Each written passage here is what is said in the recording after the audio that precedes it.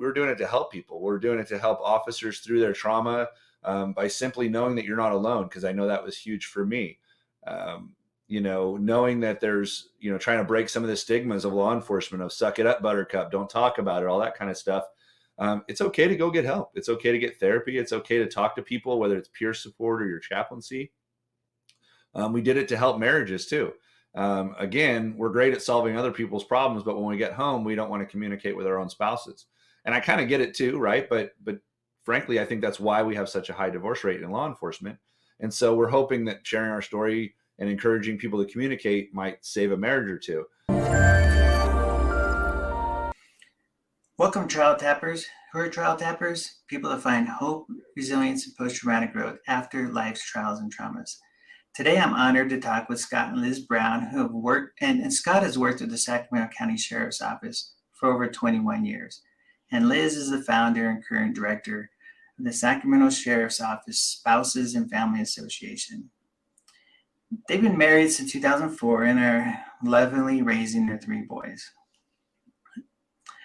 On October 24, 2014, Scott was involved in a several-hour and highly publicized shooting that claimed the life of their friend and partner, Sacramento Sheriff's Officer Deputy Danny Oliver, and several hours later, Placer County Sheriff's Officer Detective Michael Davis. That incident proves to be a pivotal moment for Scott and his wife. Today, I'm honored to talk to them, and I'm hoping we can hear a lot from them. I've been reading their book. I finished their book, Facing Evil. It's an amazing book. I recommend it to everyone, especially those in law enforcement. Scott and Liz, thanks for being here. Thanks for having us. We appreciate it. So as I'm reading your book, I'm seeing so much about post-traumatic growth.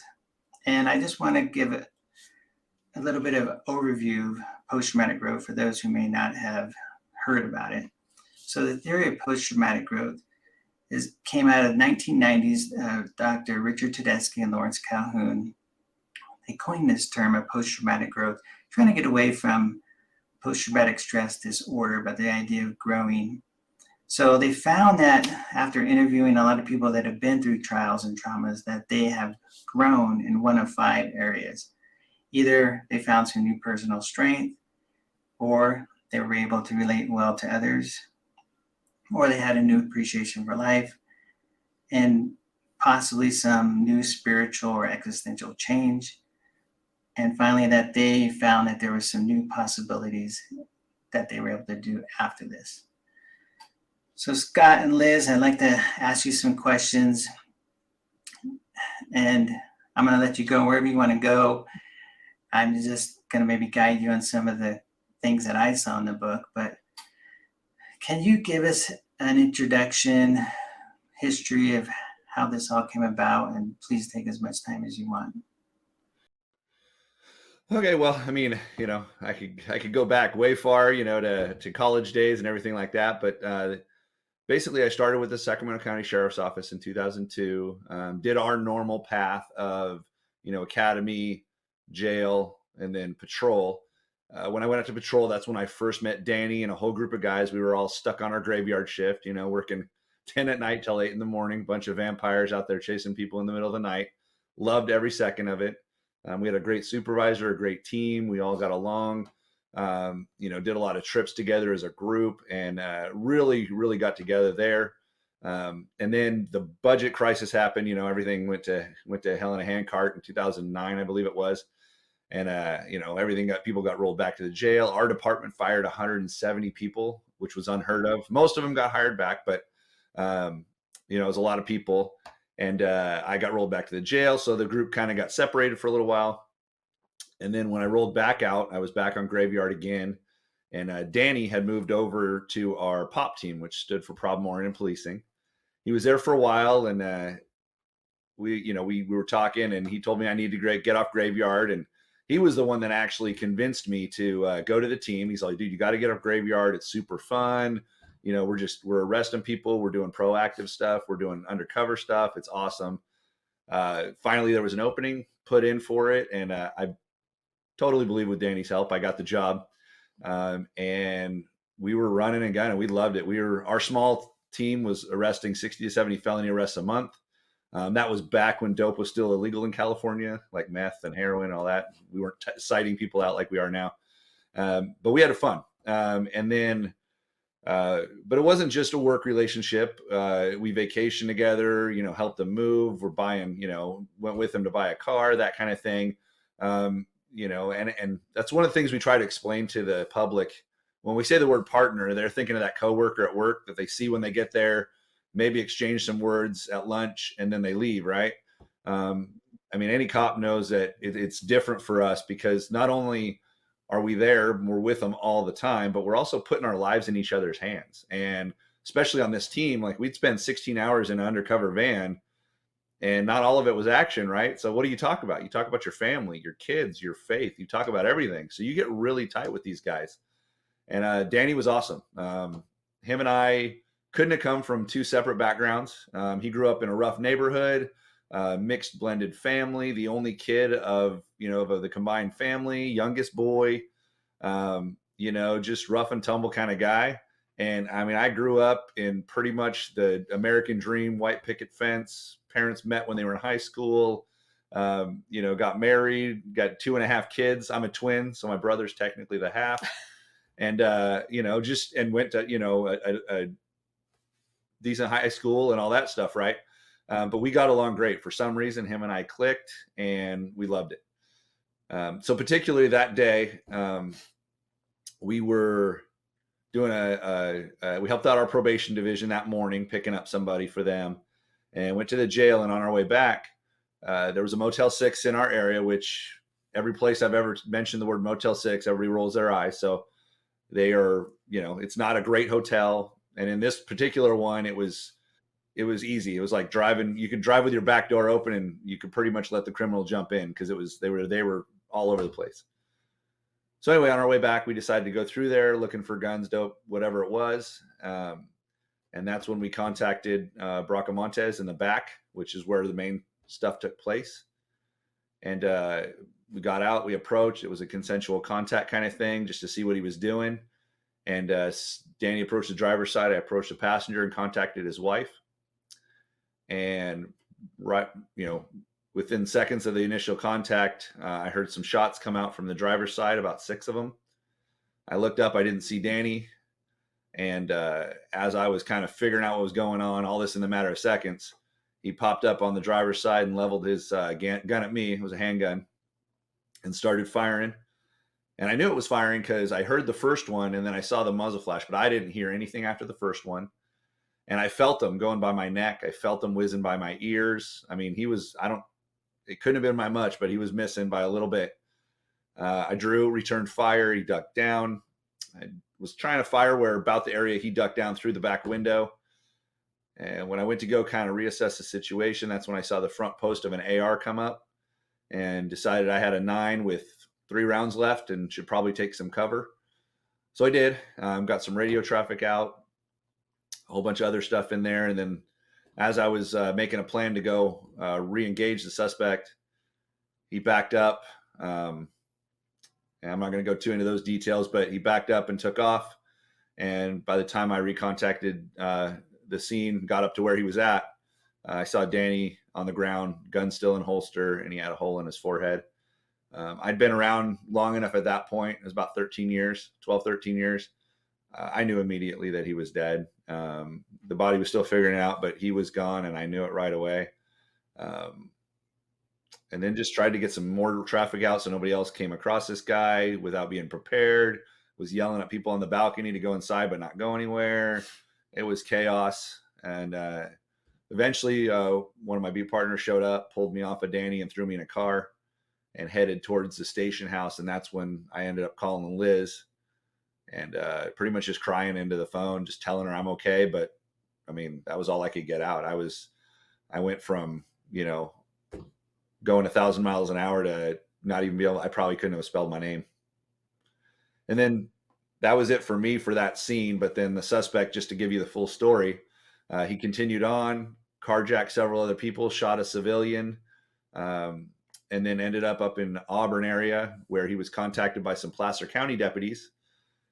He shot at them with the AR.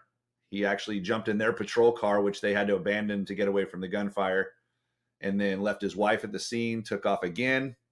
Some more placer guys, some detectives, Michael Davis and his partner Mike Simmons, got behind him. Didn't know it was the bad guy in the car. Went into a cul-de-sac, and then he immediately opened fire on them. But not knowing that he was the one in the car, they weren't really paying attention to that vehicle. By the time they figured it out, though, Detective Davis took a rifle round through the chest and never made it to the hospital.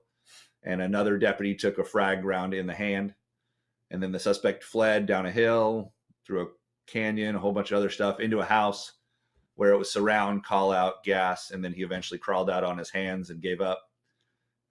He was sweaty, and I had managed, one of my rounds went through the car and did manage to strike him in the lower arm hand area. But unfortunately, that was it. So that was kind of the gist of the day. And there's obviously, I mean, there's a million other details that are, involved, but this isn't a 7-hour podcast. So I was fortunate enough to hear you guys speak and as a couple, and you give a lot more details, and it's impactful. And obviously you read more in your book, and it has a lot of details in the book that it takes a long time to get through. I'm sorry you had to go through that. That's something we never want to go through. Liz, do you want to give any part of your story on this? Yeah, how my day looked that day. Yeah. So it was a Friday. It was October 24th, 2014. And we have, at the time, I mean, we have 3 boys, but at the time the oldest was in like kindergarten, 1st grade. The other 2 weren't in school yet. And so I'd already taken the oldest to school. I was at home playing with the kids and missed the original call from Scott. And then I saw a text come through, and the text just said, "I'm okay." And that's all it said. So I picked up the phone and I called him, and I just knew in my heart something was off. And through the sobs, he was able to say, "I'm okay." And his sergeant that was with him took the phone and said, "Liz, Scott is physically okay, but mentally he's not, and we're going to come get you." And at this point, I have no information. I said, "Well, what's going on? And where's Danny?" Because I know Danny, that's his partner, that's his guy. And he's like, "We'll let you know what's going on once we get you. I can't really tell you anything over the phone." And so I got off the phone and I called my mom and asked her to come over to take care of the kids. And in the meantime, turned the TV on, and it was all over. It was all over the TV, the Motel 6 with the yellow police caution tape, and it said officer's been shot. And so I knew it wasn't Scott, it was Danny, but no other information than that. And so then in the meantime, while I was waiting for somebody to come get me, a deputy's spouse called and kind of was checking in with me and said, "Hey, where are you?" And I said, "I'm at home." And "Have you talked to Scott?" And I said, "Yeah, I'm going to be with him in a few minutes." And she said, "How much do you know?" And I said, "Not much." And "Do you want to know what I know?" And I said, "Yes," like, because I'm putting my own 2 pieces together with what I saw on the TV. And so she had confirmed that Danny had been shot, that they were doing CPR on the scene, and he was going to the hospital. So that gave me hope. That's how I kind of left that scenario. And then about that time is when the sergeant came and got me, and we were on our way to the detective station. And I assumed, since they had me, that they had Danny or Susan too, Danny's wife. And so I said, "If you've got me," and he's like, I'm sure. And so I sent her a quick text and just said, "Hey, Sue, love you and Danny. I'm on my way to be with Scott." And the phone rang, and it was her. And she's like, "What's going on?" And unfortunately, she was not home. She was actually in San Diego, which is about 9 hours from where we live.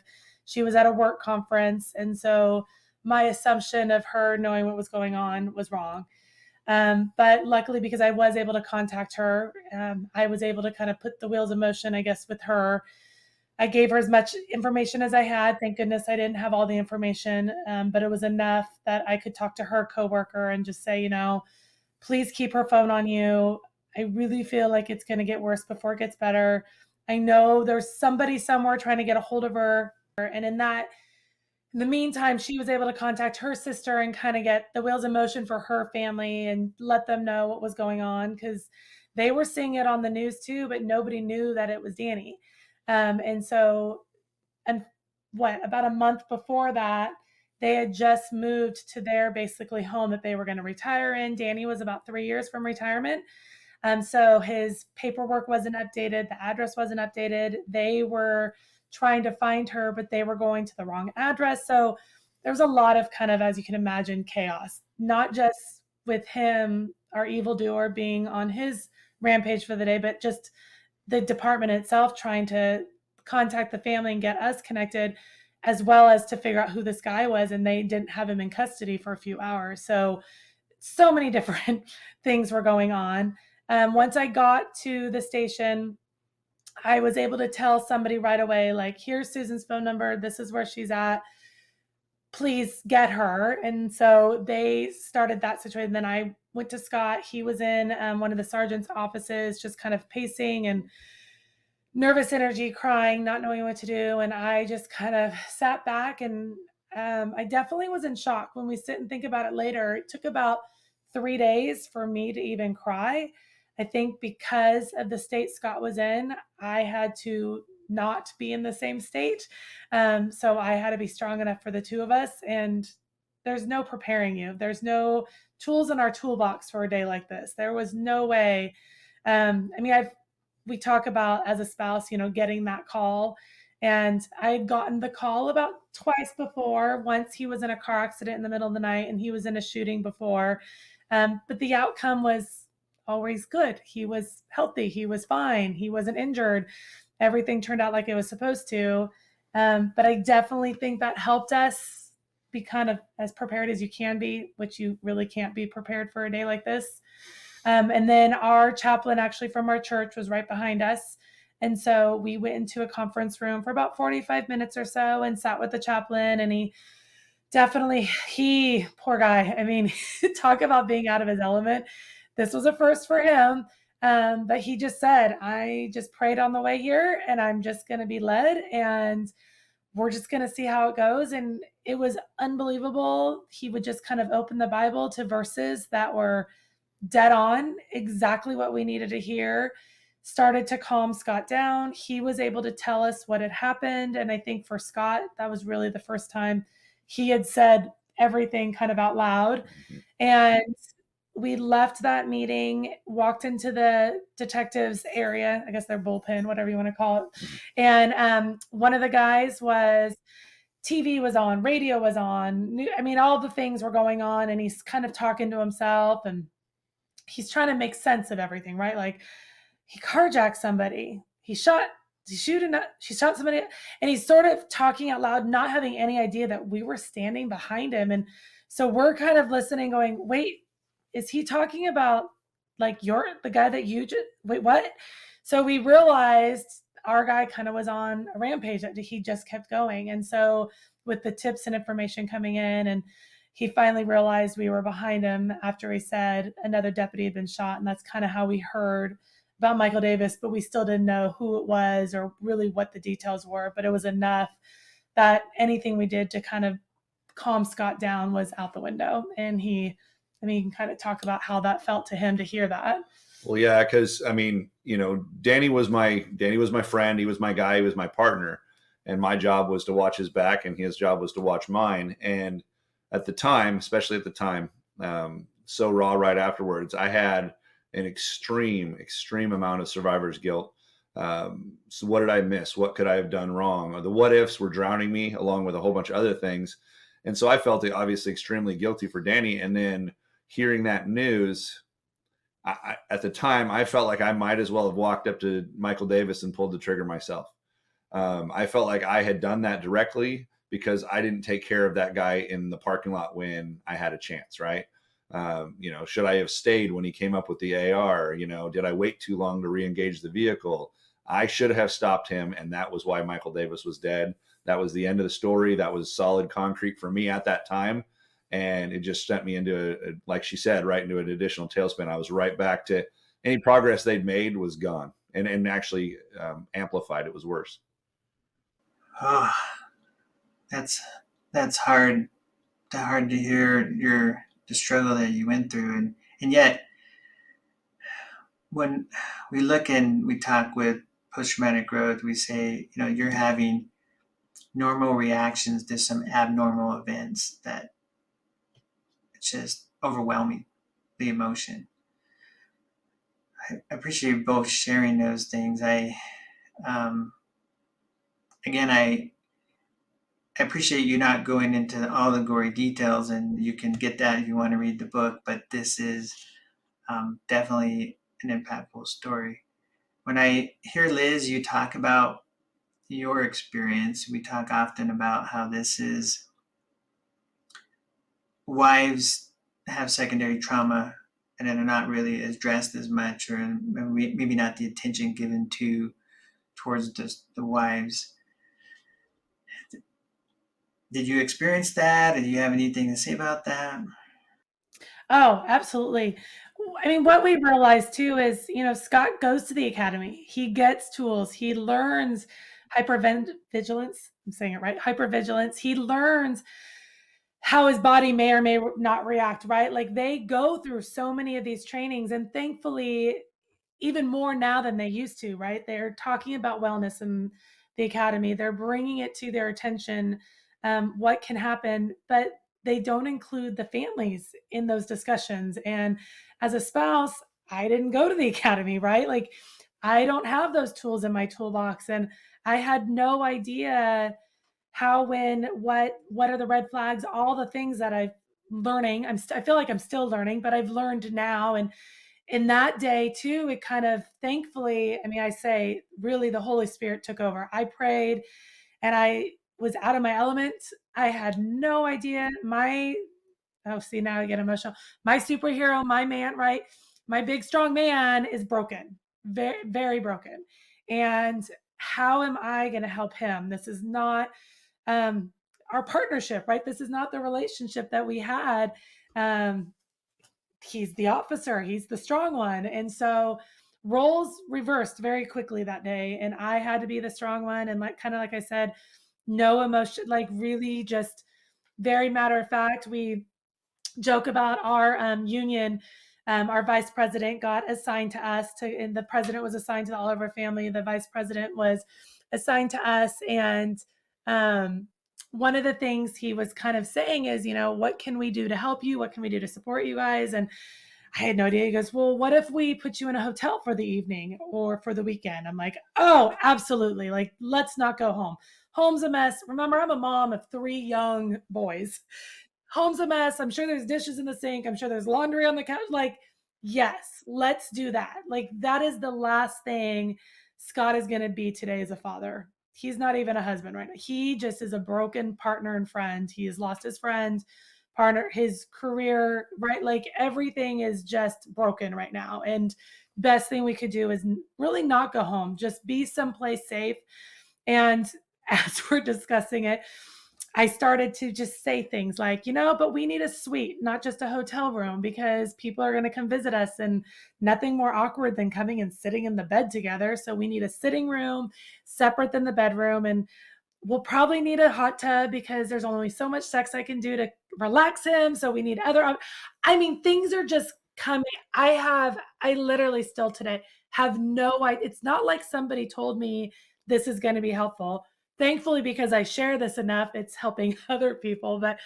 And he's in the other room going, what is my wife Yeah. doing? Asking, like, she is being ridiculous. And finally, somebody was like, no, you just let her be. Like, she's taking care of you. And he's like, I don't even have the capacity to fight her right now. I'm like, yep. Everything ended up being everything we needed. Like, it was true. We had a revolving door all weekend long because we ended up checking in Friday night. We didn't check out till Monday morning.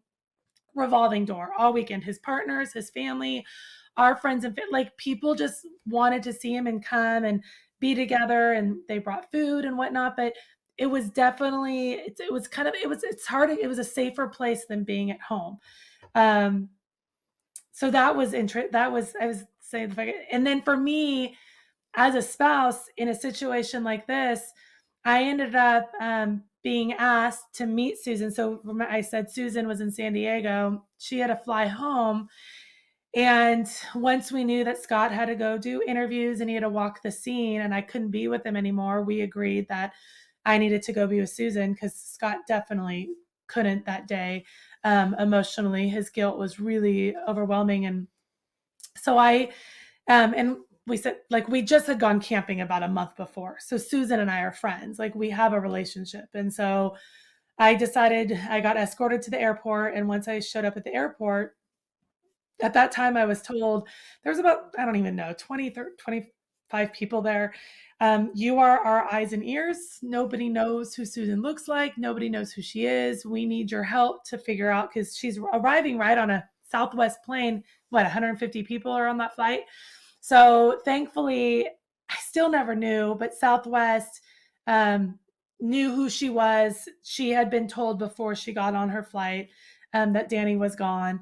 And so when I was able to stand in the tarmac and like the doors opened, Susan was standing there. And so I grabbed Susan, I took her down. No, that's the tarmac, I guess. Down to the tarmac, down into our sergeant's car. And she looked at me and said, "You're taking me home, right?"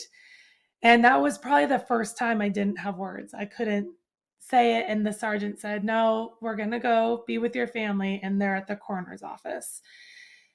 And that was another moment. I just kind of took a breath and said, I'm matching Susan. If her, whatever she's feeling, I'm feeling. If she's sad, mad, happy, whatever, it's not about me at all. It is all about Susan. And we ended up writing to the coroner's office. Very emotional, all the emotions. On the way there is when we found out that he had surrendered on his back. And so she got pretty pissed off and was mad that, the guy that killed her husband wasn't killed. And so going through that together. And once we were at the coroner's office, handed her off to her sister. And I kind of went to a corner of the wall, and I just was a fly in the wall, right in the corner of the coroner's office. I was in a corner in the coroner's office, fly on the wall, just kind of wanted to disappear as much as I could, but I couldn't really leave either because Scott really wanted me to be there in case Susan needed me, in case, but she was with her family. And we were in the coroner's office, and I started to just sit and kind of watch.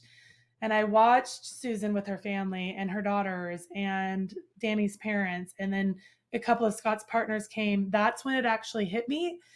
50-50 chance, if Scott was driving that day, he would have been in Danny's shoes and I would be in Susan's shoes. And so that was kind of the moment I think my survivor's guilt kicked in without knowing that that's what it was. And I still don't feel like I'm the same when I'm with them. I still feel a little bit of that guilt of why me, right? Why did my husband was saved, was alive, whatever it is. Like, that's something that I've been working through as well.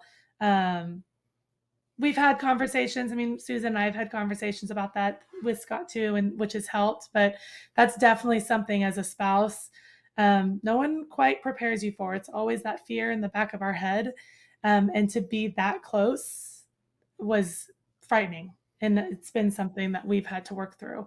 And a lot of my vicarious trauma we talk about is it actually didn't show up for 7 years. I was able to hold myself together for my family, for my kids, for Scott. He was so broken. There was so much going on with him that all I could do was really survive. We were in survival mode for many years and trying to hold our family together, be there for the kids. And it wasn't until the 7th anniversary we realized, and it was actually ironically when the book was released, that Scott didn't have any nightmares that anniversary, that October. We went through the whole month of October, and come November, we kind of looked at each other and went, wow, this is the first month. There were no nightmares. There wasn't anything. And about 2 weeks later, things kind of hit the fan for me. And I called our therapist and was like, hey, I'm not doing so good. And she's like, yeah, it's about time. I thought, great. She goes, no, you've been holding it together for your family, for your kids. It's time to take care of you. So the last couple of years have really been, we've kind of switched focus almost a little bit from Scott to me. And I think we're still sort of on that path. So when we talk about that secondary vicarious trauma, it's very, very real. And a lot of times spouses, either one, right? The officer that don't recognize that that's what's going on. Oh, yeah, I appreciate that. As I read the book too, you two, it's described in such detail. I can place myself there, and I'm getting emotional just talking about it. It's like, I appreciate you sharing that story, and in so much detail in the book, and it's whether it's raw or honest about what happens on everyone's side. It's real. And when I think about the secondary trauma part, we talk about this often in what I teach in my books, and this idea that if you like internalize it too long, it eventually comes out. It'll come out in depression or anger or addictions. Like you can't hold it forever. And sometimes we hold it too long. I want to go back for a second on what you two are talking about, because I do appreciate you sharing this with so many people in law enforcement communities and cops conferences. I know my office, we had several people listen to your guys' talk at a conference, and then we went back and we're like, we have to educate the family. And we don't do a good job, just like you said. We don't include the spouses or partners. So just so you know, it's been, I don't know, 4 or 5 months since we saw you guys. But we recently did just bring in a trainer to invite spouses to talk about this, and talk about trauma and the science of trauma, and what's normal and what you see people do. So at least I know it's making an impact on other people. It definitely made an impact on us.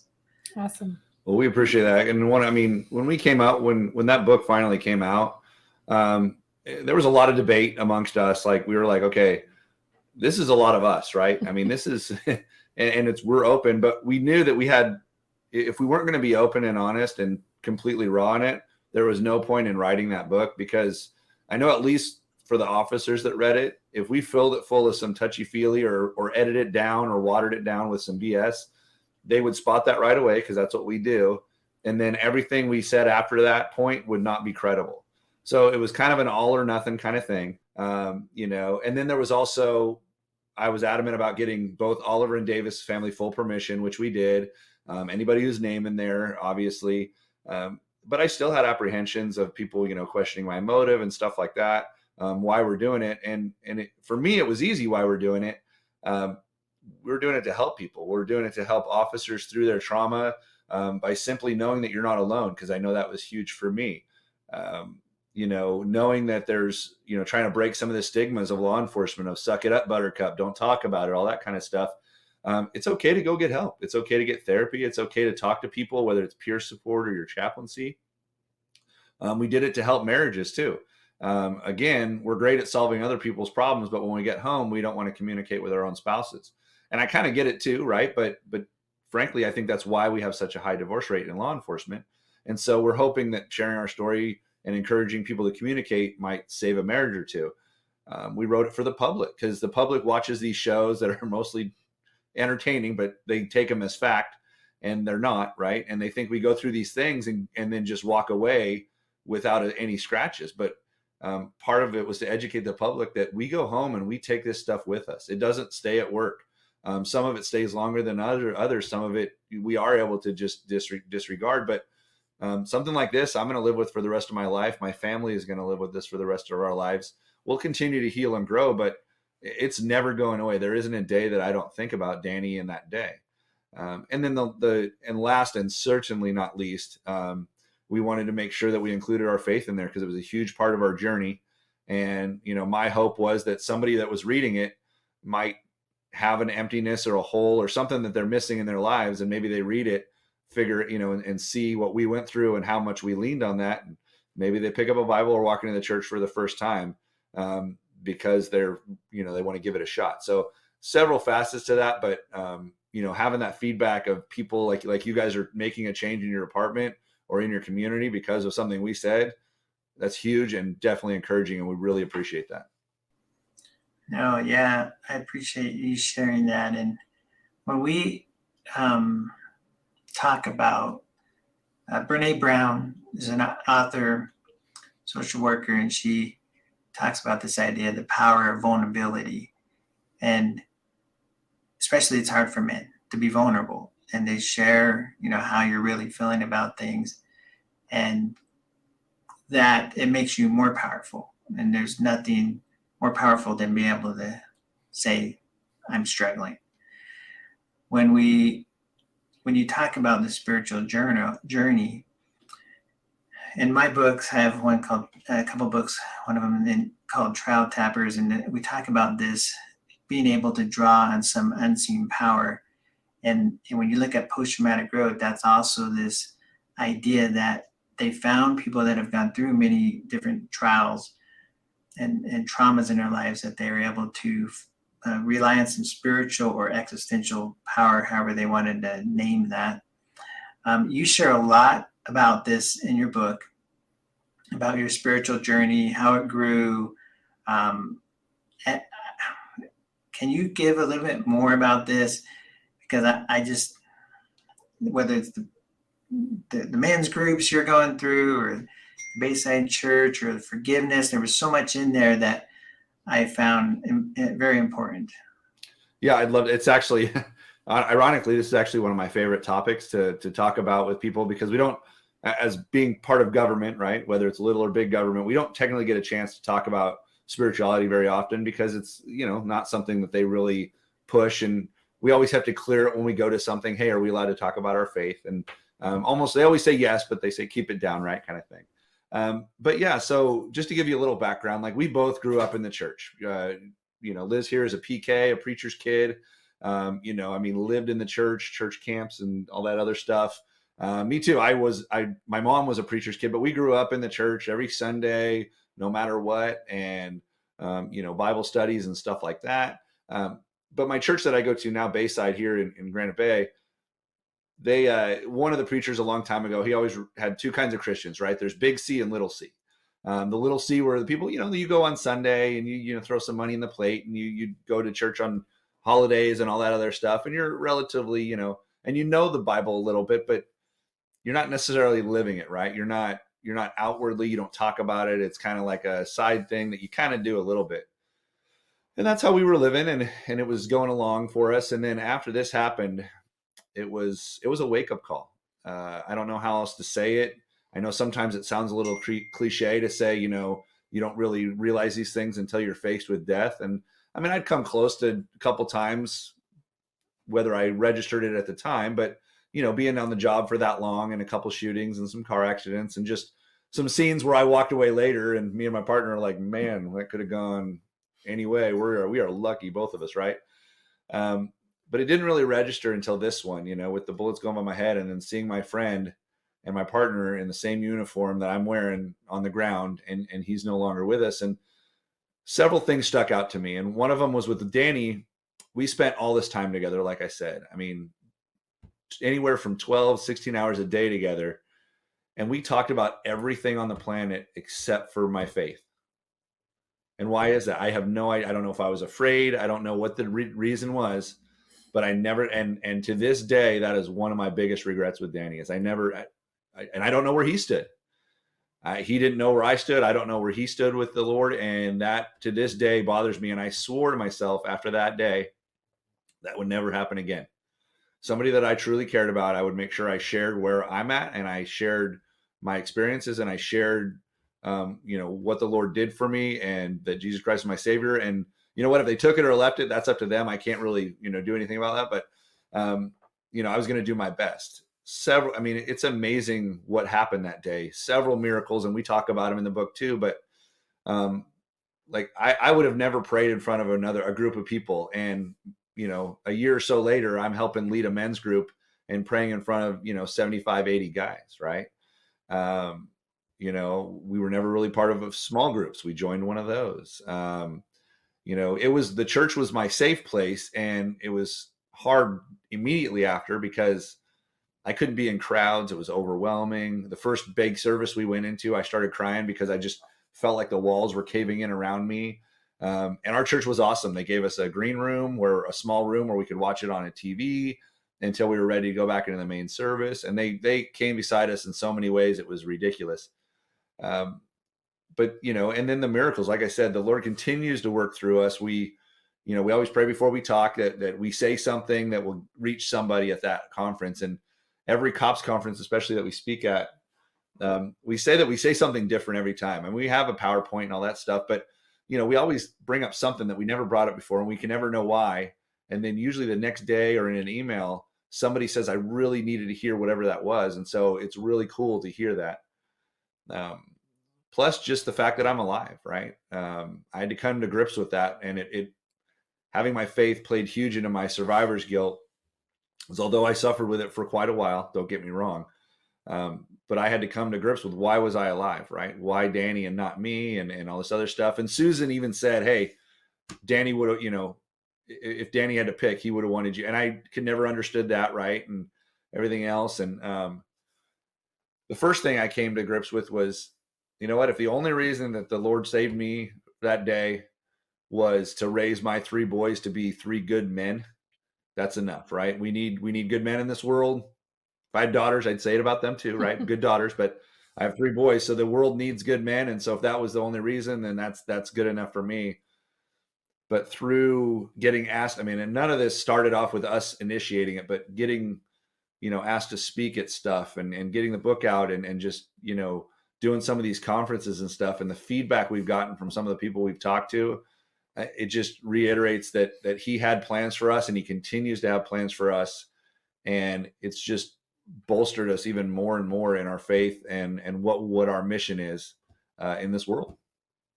Well, I think you definitely do what you're trying to do by sharing this with others. And I'll just add to this, the whole part about, there's a lot about forgiveness, about forgiving yourself, how other people forgave different people.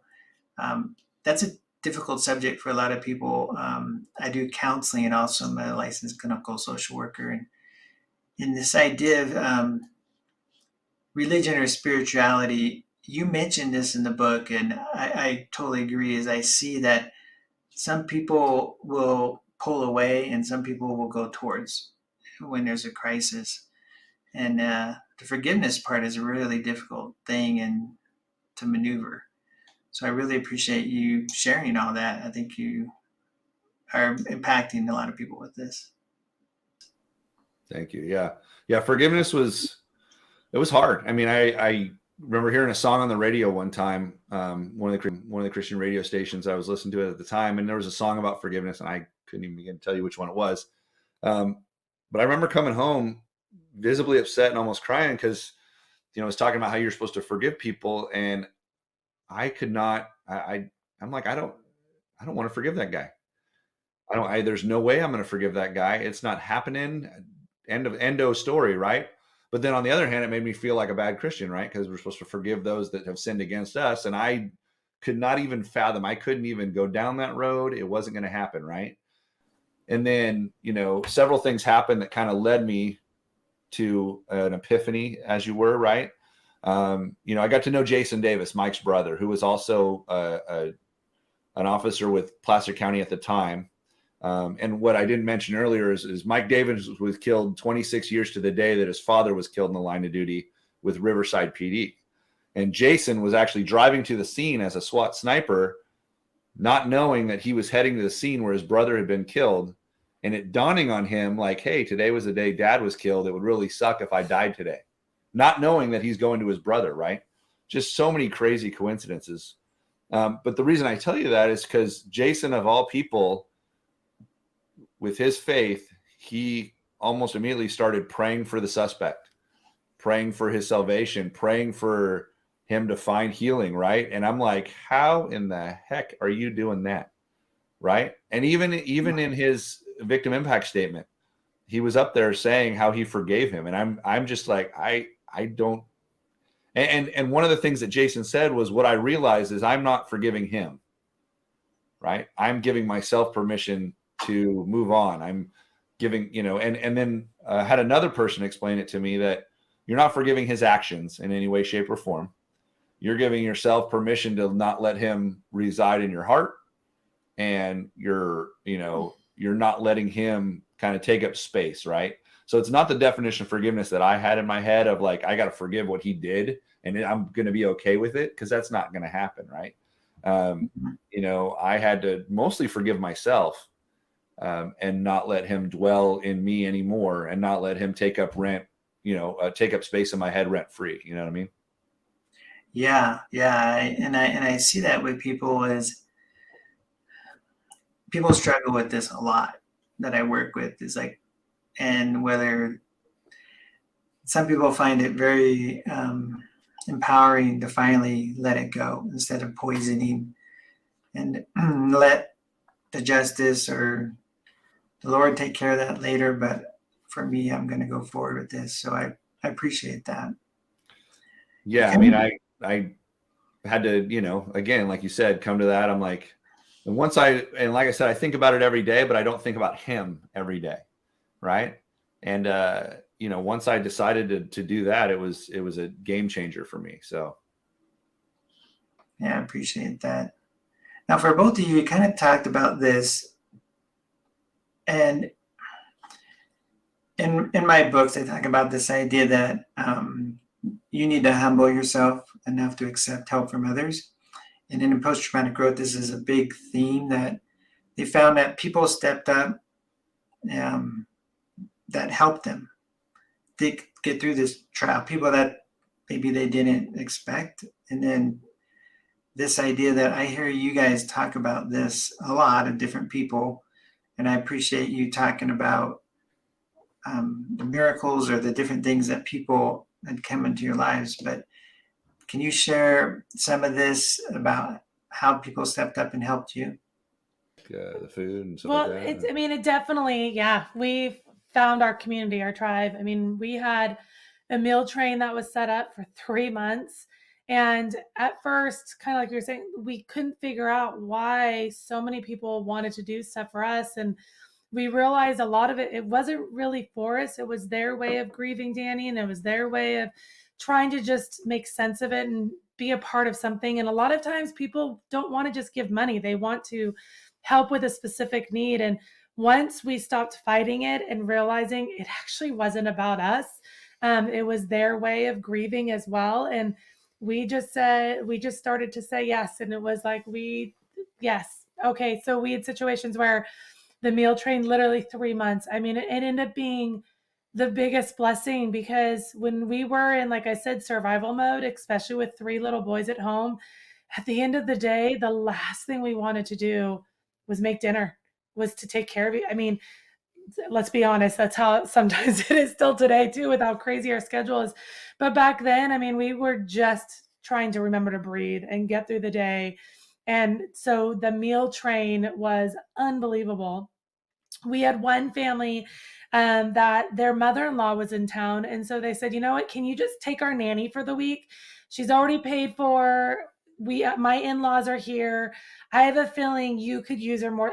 And unbelievable blessing, because every day we'd wake up, especially that first week, we would think that there was nothing on our calendar. And then it was like, hey, so-and-so wants to meet you there, or you have a meeting, or you have a debrief, or you have whatever it was. Like so the nanny would be at our door at 9 a.m., whatever it was. And we're like, yeah, we need you today. Like, this is our day. We've got you. And the nanny was a friend from our church. So she knew our kids, kids were safe with her. And crazy enough, she was borrowing our van, and one of our van lights came on, whatever it was. She went to a mechanic and asked for help. The mechanic ended up servicing our car for free, because they told her the scenario and who we were. End up being that was actually our mechanic. They didn't even realize that they knew us, but they serviced this car and took care of us that day without asking for anything. It was just crazy blessings we didn't even know we needed, and they would just come out of the woodworks. And what it was so I think that's one of the reasons too. when we started our Spouses and Family Association, that was a lot of the motivation, because we realized how people came alongside us and helped us. And a spouse had said to me, if we were in your scenario, if this was us, we don't have community like this. We don't have groups. We would be alone. We wouldn't have a meal train. And I just realized, like, that can't be how it happens in the future. Because unfortunately, I know it will, and it will happen again. And I want to make sure that our department, our families are taken care of, and that we have something in place that we can come alongside, just like our church family and our community has come alongside us. Right. People ask us for help, but we don't normally ask for help, right? And that's what I was about to say, is we had plenty of people offering help, but there were some of the things that we did that we had to make a conscious choice to do on our own. I mean, it was suggested to us, but we still had to make that leap. And right away, at least for me personally, I knew I was messed up. I knew I had some stuff going on. And if you can go through the list of post-traumatic stress symptoms, right? And I like that we call it PTSI, post-traumatic stress injury, but like you say, because it's not a it's something you can heal from, right? And an injury you can heal from, but a disorder sometimes is lifetime. And we're learning that it's not. So anyway, when I was going through those symptoms and I realized, okay, I can't afford to go down a bad road, right? I got to fix myself for my family and for my kids first off, and then my department and everybody else afterwards. And so I got to be willing to accept advice. I got to be willing to get out of my comfort zone and do things that I wouldn't normally do. And so we both kind of made that vow right away of, okay, unless it's like, totally out there and against our beliefs. If somebody suggests something and I think there's even a possibility it's going to help, I'll say yes. I might not stick with it, but I'm going to say yes. So like, for example, I was seeing, our department counselor, I was having nightmares. I was having waking images. So I'd be talking to you, but I'd see Danny's face with a hole in his head, and you can't carry on good conversations like that. Let's just put it that way. And so I'd walk away without saying a word or start crying. And I was like, I gotta get past this. This is one of my first hurdles, right? And she said, have you ever thought of a journal? And I immediately said, hey, guys, don't write diaries, don't ask. And she said, well, buy something with leather on it and call it a journal. You'll be fine. And then she went into the science of explaining memories and how they transfer from the front and the back and all this other stuff, right? And and instead of arguing with her, I went back to what I said, and I said, okay, I'll give it a try. So Liz bought like 10 of the things. I don't know what she thought I was going to do with all of those, but she bought a whole bunch of them, and they were manly, right? They were leather bound and, all this other stuff. And she handed it to me. And the first thing I did was I just started with the incident, right? Just detail by detail, minute by minute, what I remembered in my head. And that night was one of the first nights that, I didn't sleep a full night, but prior to that, I'd been getting 20 minutes a night. And I think I slept for like 4 hours straight. And I thought, you'd have thought that I'd slept for a week straight. I felt so different when I woke up. So that made a huge difference. And then I made the cognizant effort to talk to other people in our department that had been through something similar. So, one of the guys I talked to said, don't go back to work too early. Don't let your pride get in the way. If you need the time, take the time if they're giving you the time, right? Don't do this whole, they need me back there, and people are going to think I'm weak. If they're giving it to you, take it if you think you need it, right? And so I did. My sheriff, he was great. He said, hey, if you need 6 months, take 6 months. If you need a year, take a year. You come back when you're ready. And I never felt pressure. So that was good. Seeing a therapist, we had some advice that, don't give up after the first one if you don't click with them, right? They may be perfectly competent, know what they're doing, but if you don't click with them, you don't click with them. And we took that advice to heart. And I think it took about 5 before we finally found somebody that we clicked with, that met all our criteria. We wanted somebody that was law enforcement competent, so that when I started talking about my incident, I wasn't traumatizing them. They kind of had an idea of our culture, right? I wanted a marriage therapist because we were going through this together. It wasn't just me. And then we wanted somebody with faith, because there are therapists out there. You start talking about anything having to do with faith, and it's a 4-letter word to them, and they look at you like you're an idiot. So we went through that, and we found her, and it was huge for us. And while I was there, she suggested this thing called EMDR, and I'll let you guys look it up. But First time I heard about it, I'm like, this is some voodoo bull, like, I mean, it was weird, right? They're talking about waving a finger and talking and all this other stuff. And the way she was describing it to me, I said, if somebody sits there and waves a finger in front of me and asks me deep questions, I'm going to break it off because it's going to drive me nuts. And so then she went into some of the other options, right? You could do tones in your ear, you could tap your legs. And I'm like, well, I don't have any rhythm, so that ain't going to work. And then, what I ended up with was they just two things that I held that alternated a pulse, right? But the idea was it's stimulating different sides of your brain and you're going through it. And it's, again, helping you process. And finally I said, you know what? I'll do it. Forget it. I mean, if I do it once and it's a load of crap, no big deal. I'm out an hour of my day, which I have off anyway. No harm, no foul, but at least I could say I tried, right? Because I never wanted to get to the end of the road and be a complete mess and not have tried anything, because then I have nothing to complain about, right? So I figured, hey, at least I'll try it. And I did, and it was amazing, and it made such a difference. And all I can say is, if you're going through something, look it up, watch some videos, learn about it, and it's still going to seem a little weird to you, but it works, and it works, and it works. And then probably the one of the other major things that helped us out a ton was the COPS organization, Concerns of Police Survivors, and these retreats that they have. And I remember we got it brought up to us by Susan. She went to the one for her daughter. She didn't go to one for herself because she's a little bit like that too. But she went to the one for her daughter and came back and said, you guys have to go. They have one for coworkers with spouses. The first year coming up, they must have talked about it at hers. You guys have to go. And we immediately started coming up with every excuse we could think of not to go. Like, oh, it's the first day the kids are back at school. We don't have money for flights, blah, blah, blah. And in my mind, I'm thinking, okay, it's a retreat. There's, a bunch of people crying in a circle, some guy playing on a guitar around a campfire that can't sing, bunch of awkward conversation, just a bunch of weirdness that I didn't want to be a part of, right? But I'm glad I had this guilt, and Susan could talk me into just about anything. And she said, you know what, I'll buy your flight and they'll reimburse you because that's how it works. You guys go. And so finally I'm like, okay, fine, I'll go. It's at a lake. Maybe I'll get some fishing in. I'm not at home, and we'll see what happens. And we went to that thing, and it was a game changer for us in so many ways. I felt alone up to that point. I found a guy that had been in a similar situation, and our stories matched and our feelings matched, and I wasn't crazy anymore, right? I wasn't going out of my mind. I wasn't some oddity. I was normal. Liz found her person, which happened to be his wife. And they're actually the ones that talked us into starting to talk at these TLEs, which have been huge for us in our healing, but helping other people too. It was a game changer for us, and so glad that we said yes. And it wasn't at all what I expected.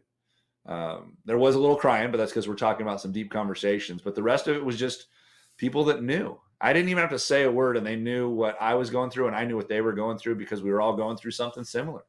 Different stories, different scenarios. And I'm not saying one person knows exactly what the other person is going through, but you have a general idea. It's more of a theme, right? A general idea.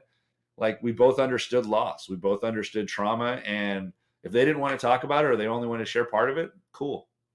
If they want to spill their guts, I'm not going to judge either, right?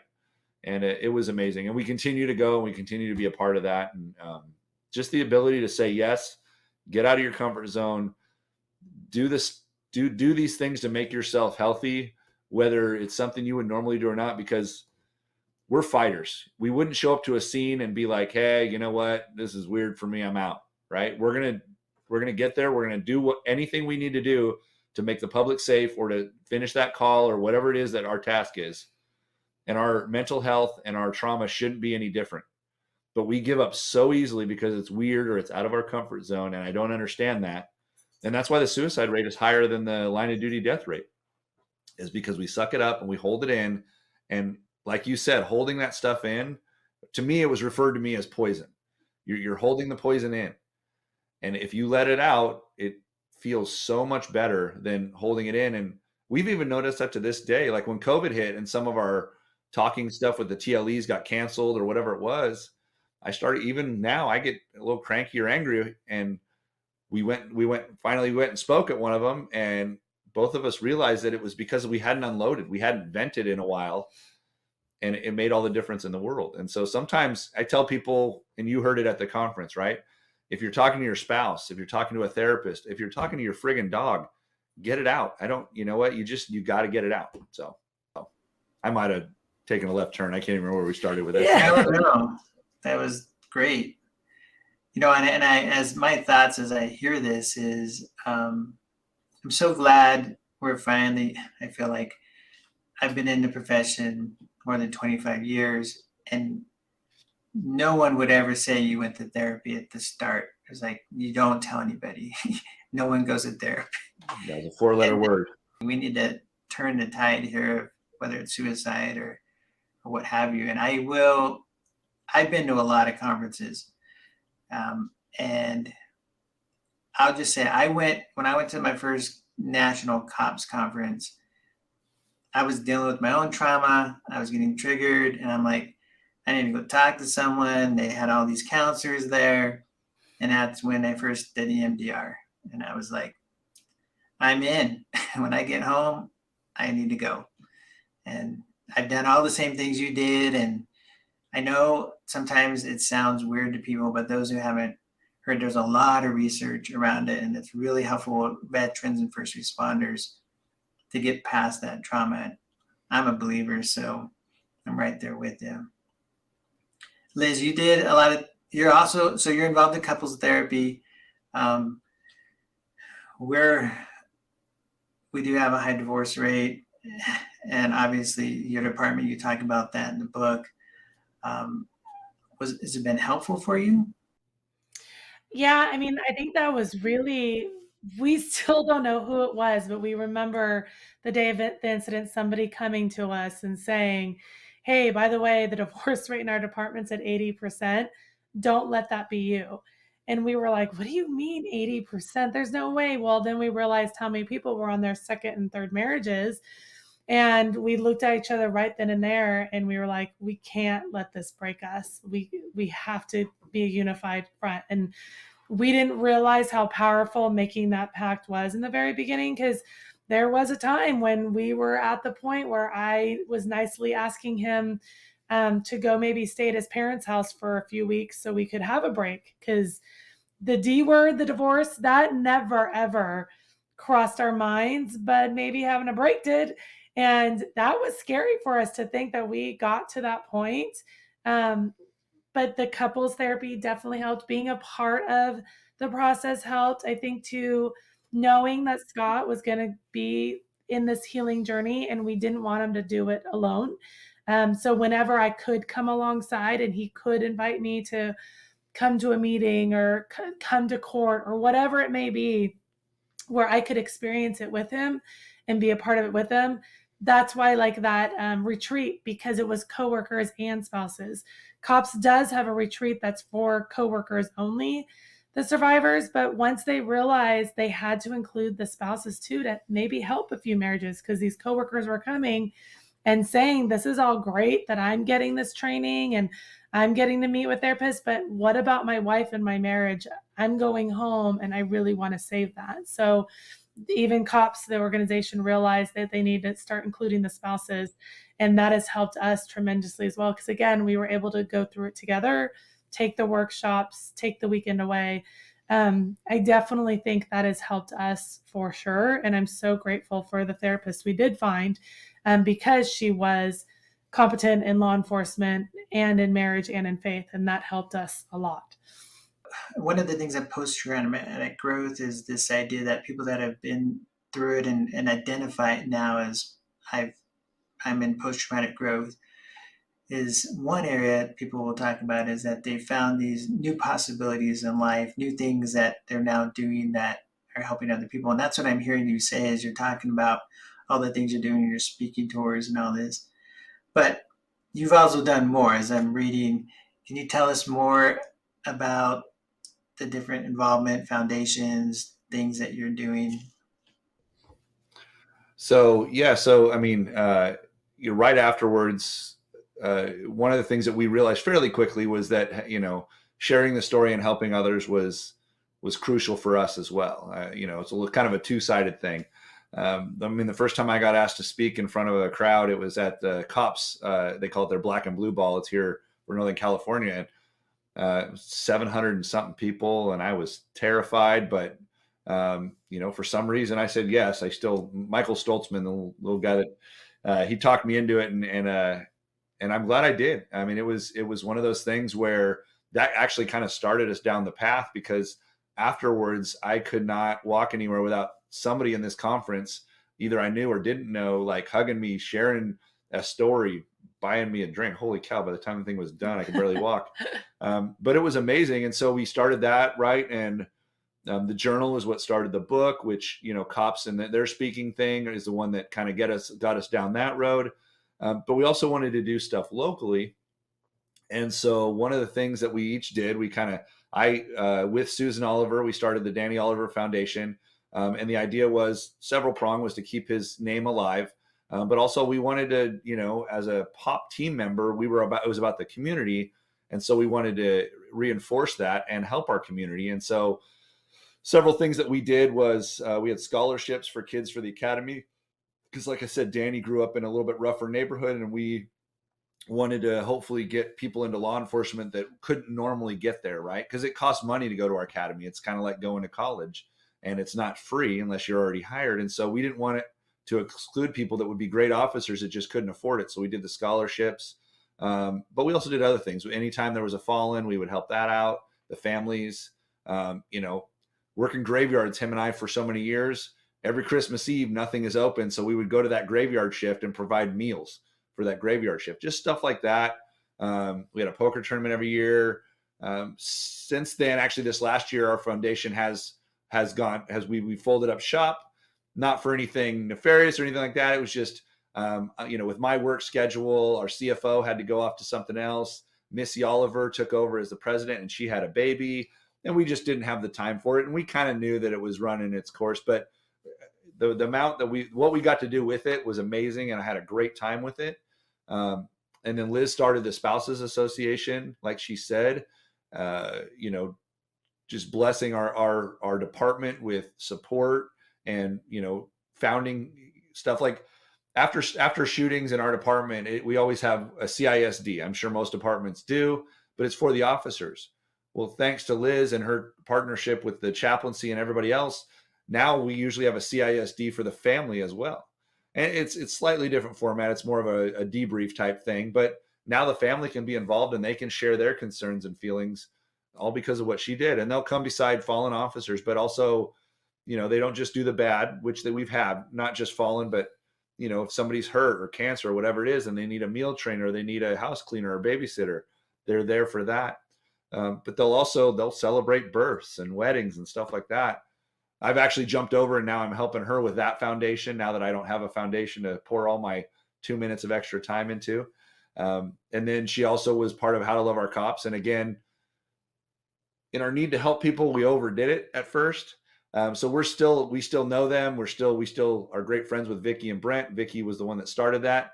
And she's the co-author. And she's the co-author of my book. So we still see them, but Liz is just kind of focused on the spouses now. And now I'm helping her because we had too much going on. And that's one of the things with helping others is you got to help yourself, and every once in a while do a self check. And we were not doing that and wearing ourselves way too thin. But both experiences we don't regret, and it's been amazing. And we're going to continue to be part of those, and cops and any other organization that needs our help. We love meeting people and going out there and trying to, do good, because one of the things is if we sat on this and didn't share our experience, to me, it felt like that the bad guy won again, right? That it was for nothing. And we couldn't have that. I wasn't going to let that happen. And so, we say it all the time. Our experience, it's unique to us, but it's not unique overall. Nationally, right? 143, give or take, officers killed in the line of duty with similar stories. I think the only thing unique about us is our willingness and ability to share it, really. Well, and there's so much. We said, like we kind of said, took about 7 years for Scott. I mean, he's not 100% healed, but to be in a better place. I thought, what if we can share our story, and then it's somebody else, it won't take as long.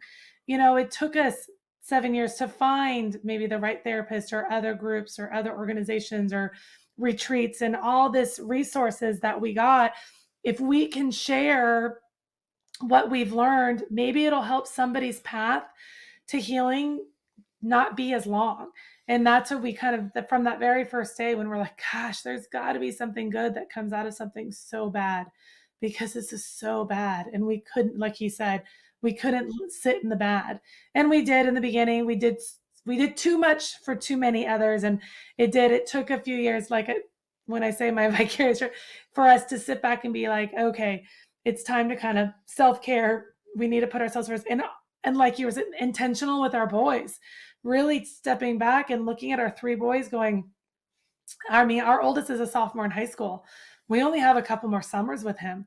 And we really have turned and really intentional in schoolwork and in sports and in activities. And our kids are thriving. And for a long time, I feel like as a family, we were just surviving. So I'm really grateful that we've been able to kind of take a step back and really focus on the five of us as a family, as well as we can continue helping others. And we are so grateful when anybody like yourself wants to speak to us, because like I said, I wish I had heard more people and more stories, because when it came to our turn, maybe it wouldn't have been so unfamiliar and we would have been so lost if I had just heard somebody talk about it. That was an advice one of our chaplains had given me, is your story is going to help somebody, because when the time comes that somebody else is going to be in a scenario, they can remember what you said about whatever it is that you had to prepare for, or how you took care of your family, or how you were there for Scott.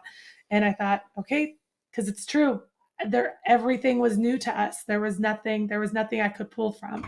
So if anybody can learn something from us, and that's been some of the feedback I have gotten, is thank you. So thank you for speaking to us, and letting us have the chance to kind of share.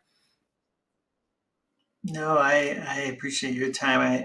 I truly believe you are saving marriages, you're saving careers. I just know from history, and my dad's retired law enforcement. Just so many people will quit the profession after something like this, and if having bad marriages turn into potential suicide. So there's just so many compounding problems that happen. So I really appreciate you sharing. I really thank you for your time. I guess in closing, I guess I'd want to know, what advice do you have for others, in summary, that might be going through some trial or trauma? I've just heard you say, like, maybe you're suffering too long and you need to get help sooner, but any other advice? I think probably from the officer's point of view, I'll let Liz talk to the spouses. But from the officer's point of view, first off, you're not alone. You might feel alone. You might feel like you can't ask for help, but you are not alone. There is people, organizations. There are so many people out there that want to help you, whether it's a partner, a peer support, a chaplaincy, an EP, a therapist. There is somebody out there that you have to be willing to help or ask for help. And that's the other thing, is be open to suggestions, be open to conversations, be honest with yourself and be honest with other people. And you can work your way through this. Some scenarios you'll never get over. I hate it when people say get over it, right? I will never be over it, but I can work through it. I can learn to live with it. I can learn to make it a part of me and, integrate it into my life. And so, you're not alone. There are people that want to help you. You've got to be open and willing to ask for it. And you know what? We tend as law enforcement to focus on all the crap that's in the world, all the bad, because that's what we see every day, right? Nobody ever calls the cops and be like, hey, I'm having a great day. You want to come over, right? Their worst day is your everyday call, right? When you talk about trauma, I heard a stat somewhere, and I don't know where they got it from, but they say the average person experiences 1.5, I'm not sure what the 0.5 is, to 3 traumatic events in their entire lifetime. And an officer in their career is over 300, right? And so we tend to focus on the bad. And the last thing I want to say to the officers is try to focus on the good. Try to think about it. Hey, what it was great today, right? I had a good cup of, if it's a good cup of coffee, that's all you got, great. Hey, I came home and I was able to play catch with my boy. Awesome. Right. Whatever it is, I just got back from a trip. I had a week's vacation. It was phenomenal. Lifetime of memories. We tend to forget about those and just focus on the bad. Try to every once in a while take stock and look for the good too. I mean, as a spouse, get connected. Same, you're not alone. So there might be something going on in the house that you're not sure what's going on with your officer. Find another family, find another spouse, find somebody that maybe has gone through it before you and connect with them. And that has been huge. I think some of the responses in the book too is from spouses going, I was reading me. I was reading about my officer. This was our scenario. Like, you put words to feelings didn't know I had, or you made things make sense. And I think that was one of the biggest things, like Scott said, speaking to other officers that had gone through something before he went back to work. So he knew how they got through it. He didn't have to do it alone. And that's the biggest thing, I think, so many times. And he's even said he thought he was going crazy. He thought he was the only one that felt that way. He was the only one with those emotions, until he started talking about it and reaching out and learning that no, it's actually very common. Just people are afraid to talk about it. So don't be afraid to reach out. I mean, we're open to a conversation, open to a cup of coffee, whatever it is. We are not perfect by any means. Like I said, we just are open to discuss what did and didn't work for us, and hope that maybe that will help somebody someday. Well, I know you're helping a lot. Thank you so much. This has been very helpful and impactful. And again, anyone who's out there watching, I would strongly recommend this book. I'll put a link to it at the bottom of it. And thanks again. Thank you. Thank you.